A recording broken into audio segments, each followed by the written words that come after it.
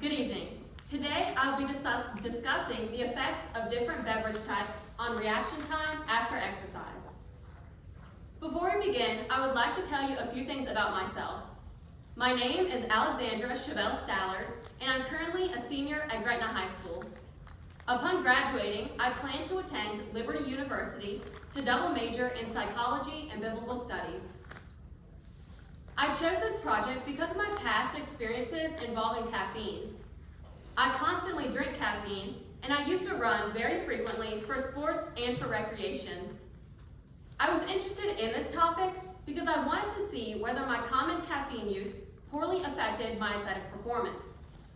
Testing whether electrolytes or caffeine can affect athletic performance more can provide for an understanding of these substances to potentially enhance athletic performance with them.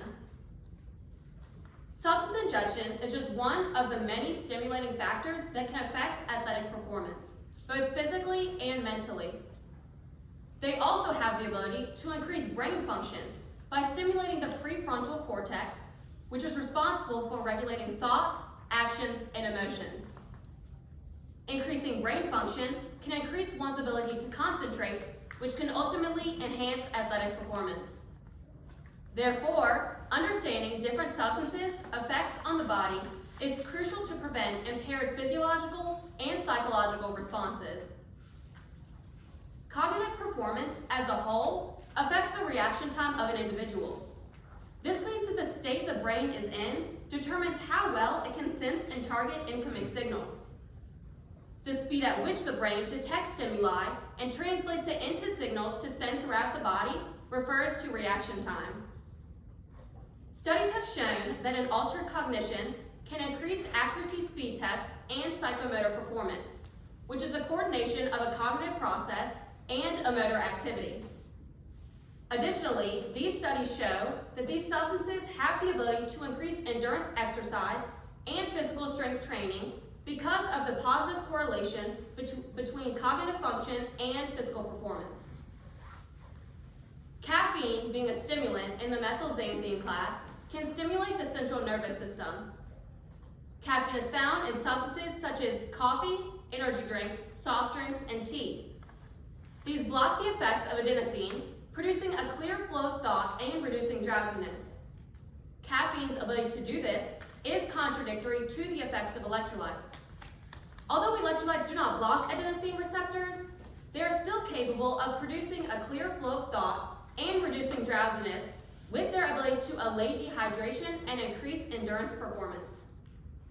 This is because athletic and physical performance are positively correlated with hydration, resulting from an ingestion of electrolytes.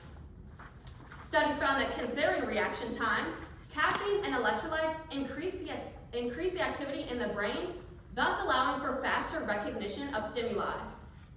The characteristics of these two substances are what allows for the differentiation of reaction time alteration. In this field of research, caffeine and electrolytes have been studied separately. Regarding caffeine, the central nervous system, endurance performance, cognitive performance, and response preparation have been studied after ingestion. Considering caffeine, electrolytes, hydration, fatigue, and cognitive performance have been studied. These studies have provided results explaining how these substances interact with the body.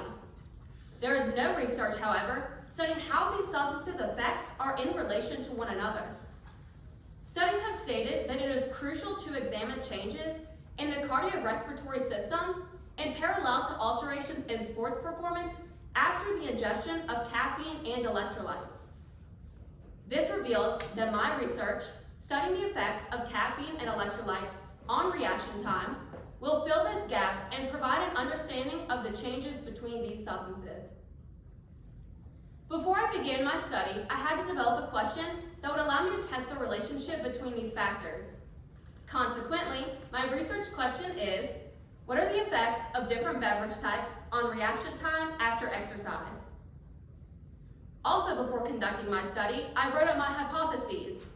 My null hypothesis stating that if reaction times are tested after exercise and the consumption of different beverage types, then there will be no difference in reaction time.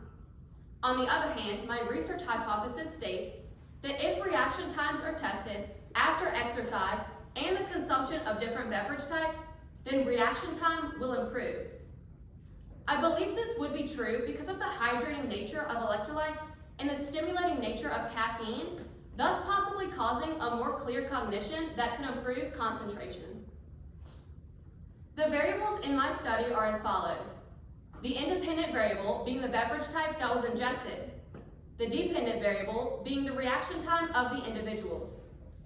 The controlled variable in my study was water, and lastly, there were a few constants, such as the amount of liquid ingested by the participants, this being 8 ounces, the amount of caffeine for the coffee and Celsius groups, this being 100 milligrams, and lastly, the time given for digestion and the device used to test reaction time were also kept constant.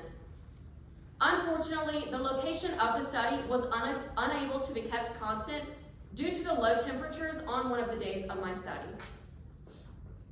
Furthermore, I started by deciding my sample size and population. My sample size being 28 and my sample population being students from Gretna Middle and High School. To begin my study, I first obtained consent from administrators, directors, participants, and parents. I then gathered my materials, first obtaining water, body armor, Celsius energy drink, and regular coffee. I used Celsius energy drink and regular coffee to examine the differences between substances containing only all natural caffeine sources with substances containing all natural caffeine sources with other ingredients, vitamins, and minerals. I also needed a funnel and bottles to put the liquids in so that the beverage type remained unknown as seen in the middle image. Food coloring to disguise the water as a placebo was also needed as seen in the bottommost image. An electronic device for the reaction time test and a spreadsheet to collect my raw data were also needed. Next, when the participants arrived, they first had a 5-minute stretch period where they did forward and side lunges and jumping jacks. This was done to warm up the individuals and attempt to mitigate any discomfort caused by the 1 lap jog they would do later in the study. The participants then ingested the beverage that was randomly assigned to them via a random number generator, as seen in the topmost image. 15 minutes were then set aside for the beverages to be digested, and then they each ran 1 lap of a standard size track, this equaling 1/5 of a mile, as seen in the middle image. After this, each individual completed the online reaction time test on my iPad, as seen in the bottommost image. Debriefing statements were then distributed, and the participants were dismissed. I then compiled my raw data and conducted a statistical analysis using the software Data Classroom. As you can see, I have created a scatter plot with error bars to display my statistical test results. The red circles bring attention to the cluster of data points within each group. This reveals that the results acquired from these groups were very similar throughout. Within the body armor and Celsius groups, there were outliers which skewed the means of the data. These outliers reveal the possibility for error within the groups. The outlier within the body armor group alters the mean more significantly than that of the Celsius group because it is so much greater than the rest of the data points. As you can see, the mean for the body armor group is higher because of the outlier which skewed the data. This is also why the standard deviation for the body armor group was much larger than the other groups. Had the sample size been larger, which would have been more representative of the population and reduced the possibility for outliers, the mean for the body armor group would be more similar to that of the coffee group, revealing that it would enhance cognition. The means for the body armor, Celsius, and water groups were, however, all within a similar range to each other, meaning that there was not a significant difference between these groups. The mean for the coffee group, however, was significantly lower, revealing that it had the most effect on reaction time, shown through my post hoc analysis. The statistical test I performed to interpret the data I collected was a one-way ANOVA. The ANOVA yielded a p-value of 0.01, which was less than the significance level of 0.05, meaning that the null hypothesis was rejected. Because the means for the groups vary between beverage types, there is sufficient evidence to conclude that body armor, Celsius, water, and coffee affect the body differently. Because the mean for the coffee group is significantly lower than that of the other three groups, it is evident that coffee causes the fastest reaction time. This suggests that coffee should be used when the need for an enhanced cognition is present. The similarity in means between the body armor, Celsius, and water groups reveals that these substances cannot produce a reaction time that enhances cognition or affects the body's nervous system. My research hypothesis was supported, revealing that beverage type does affect reaction time after exercise. Coffee improved reaction time the most because it is a natural form of caffeine, coming from the coffee bean. The Celsius energy drink, although being a natural caffeine beverage, contains many different extracts and amino acids which act as caffeine, such as green tea extract, guarana seed extract, ginger extract, and green tea leaf extract. This potentially overwhelmed the nervous system, causing it to inhibit the positive effects that caffeine can provide. The reason the electrolyte-infused beverage did not significantly affect reaction time was because electrolytes affect each individual differently with their hydrating nature. Individuals who are more hydrated will not be significantly affected due to their already enhanced cognition. There were a few limitations within the study which could have affected the results. These being the small sample size, which was not representative of the population. This occurred due to the lack of volunteers. The inconsistent location could also have affected the results, as well as the comparison of more than 2 specific comparative factors. This resulted in me not being able to acquire specific results from my study. Future research should compare electrolytes to a singular caffeine form to investigate the specific effects of these components. The same study, with a larger sample size, should be done to represent the population better. And lastly, my study focused on how reaction time altered after running. Future research studying different exercise methods should be done. Throughout reading literature, creating my methodology, and preparing for and conducting this study, there were a few drawbacks which required me to revise my research question and methods. I experienced frustration because of this, but now understand and have learned that frustration during the research process is okay. And with that, I was reminded that failure is the key to success. Without the drawbacks I encountered along the way, I would not have learned how to craft and manipulate a research study that was applicable to the real world or gained patience which carried me through my study. Before concluding my presentation, I would like to thank the individuals who helped me along the way.